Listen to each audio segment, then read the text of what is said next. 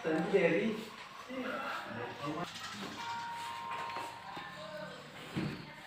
Sekarang sini. Kak, sebelum pakai lebih cari, kalau kayak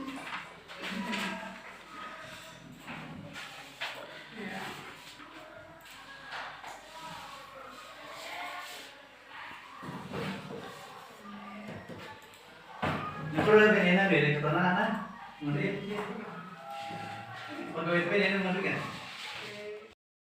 Jadi kita di pemerintah Desa Timusu saat ini sudah menyiapkan ruangan atau sekretariat tersendiri dalam pelayanan puskesmas. Jadi atau sistem layanan terpadu.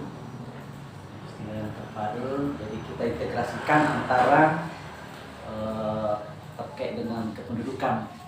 Jadi tentu masyarakat juga harus memahami betul supaya kapan saatnya harus mengurus BPJS-nya, kapan saatnya harus mengurus terkait dengan bantuan sosialnya, karena tentu yang menjadi perhatian kita jangan sampai ada masyarakat kita yang sebenarnya berhak untuk menerima terkait dengan bantuan sosial namun tidak terakomodir.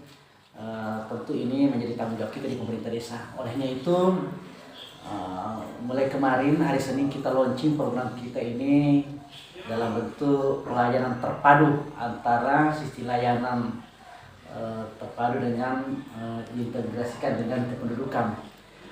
Karena tentu yang menjadi kendala juga banyak masyarakat kita tidak tahu bahwa ternyata data NIK-nya bermasalah, tidak connect, kemudian mungkin ada perubahan-perubahan terkait dengan data kependudukan mereka, ada yang meninggal atau ada yang pindah, sehingga ini akan terkoneksi semuanya nantinya melalui program yang kita sekarang ini lakukan di pemerintah Desa Timusu. Dan sudah ada standar operasional yang kita jalankan terkait dengan pelayanan puskesmas atau layanan terpadu ini. Jadi masyarakat juga harus tahu bahwa kapan dia harus bermohon untuk pengusulan BPJS, apakah itu DTKS, melalui DTKS atau non DTKS. Artinya kalau misalnya dia mau dibayarkan oleh pemerintah, BPJS yang dibayarkan oleh pemerintah, maka tentu kan masyarakat itu harus lebih awal terdaftar di data terpadu kesejahteraan sosial. Nah, kalau tidak terdaftar, tentu kan tidak memungkinkan untuk mendapatkan layanan sosial dalam berupa misalnya BPJS atau bantuan sosial yang lainnya. Nah, olehnya itu masyarakat harus sekarang ini tahu, dan kita sudah ada standar bahwa mulai ini kita ada alur layanan puskesmas ini. Nah, coba lihat nanti ini layanan alurnya. Jadi mulai tanggal 1 sampai tanggal 9 itu di bulan berjalan itu penerimaan berkas. Jadi kemudian tanggal 10 pada bulan berjalan bagi pengusulan ini berkas ini non DTKS akan dilakukan musyawarah desa. Apakah yang bersangkutan layak memang untuk mendapatkan layanan sosial atau bantuan sosial lainnya atau BPJS yang dilayani oleh pemerintah. Kemudian tanggal 11 sampai tanggal 13 itu pengecekan kartu DTKS di Dinas Sosial. Apakah yang bersangkutan memang sudah masuk atau sudah terdaftar atau tidak. Kalau tidak, maka itu akan nanti dilakukan musyawarah desa apakah yang bersangkutan layak atau tidak. Kemudian tanggal 14, satu hari itu, tanggal 14 itu kita pengecekan data kependudukan.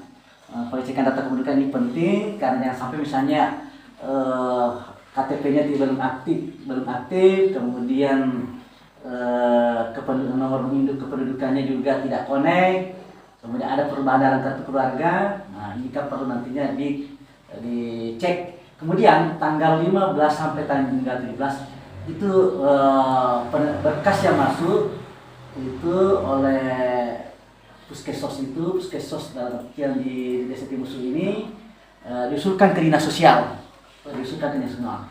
Jadi ada hal-hal ini, ada catatan pelayanan setiap hari, tetap kita layani setiap hari, ya, kecuali hari libur yang ditetapkan oleh pemerintah. Kemudian yang mengusul berkas tanggal atau di atas tanggal 10, maka pengusulannya pada bulan berikutnya. Jadi masyarakat harus tahu bahwa kalau kita mengusulkan lewat dari tanggal 10, maka pengusulannya itu akan diusulkan pada bulan berikutnya. Maksudnya pada bulan berikutnya yaitu tanggal 1 sampai tanggal 9. Nah, jadi misalnya kalau dia pengusulannya masuk pada tanggal 11, otomatis 11 sampai tanggal 30 itu atau tanggal 31 kita tidak proses. Ya, kita tidak proses. Jadi dianggap nanti masuk pada tanggal 1 atau tanggal 9. Kemudian berkas yang menyusul, artinya ini berkas yang menyusul lewat dari tanggal yang sudah ditetapkan itu, atau misalnya tanggal 17 pada bulan berjalan, maka berkas tersebut diusulkan pada bulan berikutnya dan membuat pernyataan. Jadi jangan sampai masyarakat kita menunggu tidak pasti, jadi diberitahukan yang bersangkutan bahwa akan menunggu pada bulan berikutnya bila memenuhi syarat ketentuan yang diatur. Kemudian kecuali ada poin bila keadaan emergensi, misalnya pada saat misalnya kondisi sakit, emergensi dan keadaan darurat dan hal itu sudah dibutuhkan, maka pengusulan di atas itu yang sudah ada DTK-nya dicek tersendiri langsung ke dinas sosial. Jadi ada perlakuan khusus tersendiri, kita langsung nanti petugas layanan Puskesos akan mengecek langsung ke dinas sosial. Kemudian selanjutnya hasil pengecekan data identitas transfer telah mengalami perubahan dari hasil sebelumnya seperti meninggal ganda atau nik data tidak elektrik oleh Puskes elektrik memberitahukan secara tertulis kepada yang bersangkutan. Jadi nanti petugas di sini di Puskesos ini setelah mengecek datanya, kebetulan warga kita yang bersangkutan mengalami tentu kendala karena ada perubahan, itu seperti misalnya meninggal atau ganda niknya, kemudian datanya tidak elektrik, maka oleh Puskesos mengirimkan surat ke bersangkutan memberitahukan bahwa terkait dengan perubahan-perubahan tersebut. Jadi ini terkait dengan SOP yang kita lakukan. Jadi tentu juga kita sudah siapkan beberapa hal ini khusus saja untuk melayani masyarakat kita terkait dengan pelayanan kependudukan, pelayanan terkait dengan bantuan-bantuan sosial, pelayanan terkait dengan BPJS, karena jangan sampai saja masyarakat kita dia mau berobat tapi juga tidak mampu, kemudian tidak ada BPJS-nya bedong. Makanya kita sudah siapkan fasilitas bagaimana untuk betul-betul fokus kita melayani masyarakat kita terkait dengan apa yang menjadi dibutuhkan. Jadi ini fungsinya. Jadi alurnya ini, mekanisme layanannya ini. Jadi kita datang registrasi, kemudian kita cek data kependudukan bahwa apakah betul yang sudah terdaftar sebagai penduduk desa Tinusu. Kemudian data kependudukannya tidak bermasalah, seperti misalnya tadi ganda atau niknya misalnya ada yang meninggal atau misalnya ada hal-hal yang lain terkait dengan kependudukan. Kemudian setelah itu kita cek di DTKS, data terpadu kesejahteraan sosial. Jadi ini data DTKS ini data dari pusat. Jadi dalam sesuai dengan ketentuan bahwa masyarakat yang sudah terdaftar di DTKS itulah yang berhak untuk menerima terkait dengan bantuan sosial. Apakah itu berupa DMT, bantuan langsung tunai, apakah itu berupa PKH, program keluarga harapan, apakah terkait dengan bedah rumah, apakah terkait dengan berbagai bantuan sosial lainnya, rastra, beras sejahtera, terkait dengan ada kartu Indonesia Pintar, kemudian terkait dengan layanan-layanan sosial yang lainnya. Makanya harus dulu masuk dalam DTKS. Nah, ini harus dipahami masyarakat bahwa tidak langsung kupayakun. Jadi dicek dulu apakah yang bersangkutan ada dalam DTKS. Kalau tidak ada dalam namanya dalam DTKS, maka itu kita dulu sesuai dengan tadi mekanismenya kita musyawarahkan desa. Tidak serta merta yang bersangkutan harus masuk dalam DTKS. Kalau dia orang mampu kan tidak mungkin. Jadi hanya orang yang kategori yang tidak mampu yang bisa dimasukkan dalam DTKS. Kemudian setelah itu difasilitasi, ada fasilitator kita, difasilitasi. Ya, artinya masyarakat kita lagi tidak lagi ke dinas sosial. Masyarakat kita lagi cukup hanya sampai di kantor desa. Masyarakat kita tidak lagi ke dinas kependudukan. Jadi ada kita berikan tugas lengkapi dengan motor dinas, lengkapi dengan fasilitas yang lainnya untuk memfasilitasi fasilitasi ke dinas sosial, memfasilitasi ke dinas kependudukan. Setelah itu ada koordinatornya. Setelah semua selesai, ya dibawa ke dinas sosial. Setelah itu terbit BPJS-nya. Jadi ini adalah mekanisme. Kemudian ini ada layanan informasi. Jadi nanti ada bertugas khusus di Pronilpis meregistrasi.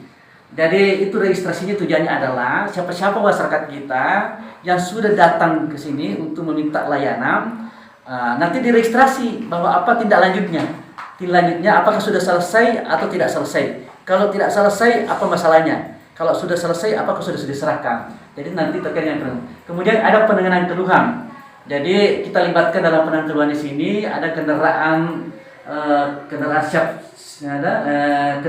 siap siaga. Dari kendaraan ambulans kita siapkan penanganan khusus untuk keluhan. Kemudian kita libatkan bidan desa, kita libatkan juga layanan keperawatan. Jadi ini untuk memberitahukan kepada masyarakat kita bahwa bagaimana mereka terkait dengan apa yang menjadi keluhan mereka. Karena jangan sampai ada masyarakat kita yang semestinya harus mendapat misalnya layanan kesehatan dari medis, tapi karena ketidaktahuan mereka atau karena ketidakaktifan misalnya BPS-nya sehingga dia tidak ke rumah sakit. Kan ada beberapa juga kejadian dia tidak mau ke rumah sakit karena tidak ada BPJS-nya. Kenapa dia tidak ada BPJS-nya? Mungkin karena tidak bisa membayar secara mandiri. Makanya ini melalui informasi ini terkait dengan keluhan-keluhan ini disampaikan ke dalam puskesmas. Jadi ini sebenarnya layanan inovasi kita yang kita lakukan ini. Dan tentu mudahan ini menjadi sebuah gagasan yang bisa untuk bermanfaat kepada masyarakat kita terkait dengan pelayanan yang maksimal, khususnya dengan kegiatan sosial, pelayanan sosial yang tentu yang bisa dibutuhkan oleh masyarakat. Dan ini ada sebuah inovasi dan gagasan. Karena inovasi dan gagasan itulah yang membuat kita menjadi semacam patokan untuk berbuat sesuatu yang lebih baik. Terima kasih.